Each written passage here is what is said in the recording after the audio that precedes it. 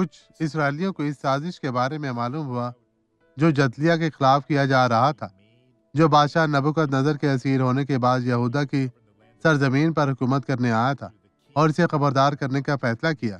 یرمیہ باب 40 آیت 14 اس طرح ہے، اور اس سے کہنے لگے، کیا تو جانتا ہے کہ بنی امون کے بادشاہ بالیس نے اسماعیل بن نتنیہ کو اس لیے بھیجا کہ تجھے قتل کرے، پر جدلیہ بن اخیقام نے ان کا یقین نہ کیا۔ کیا آپ جانتے ہیں کہ کیا ہوا؟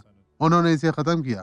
جب بھی خدا کسی بائبل کے حوالے کو رکھتا ہے، آپ اسے اپنے دل میں محسوس کرتے ہیں کہ یہ آپ کے لیے ہے، تو اسے تھامے رکھیں، کسی بھی چیز کے لیے وقفہ نہ لگائیں۔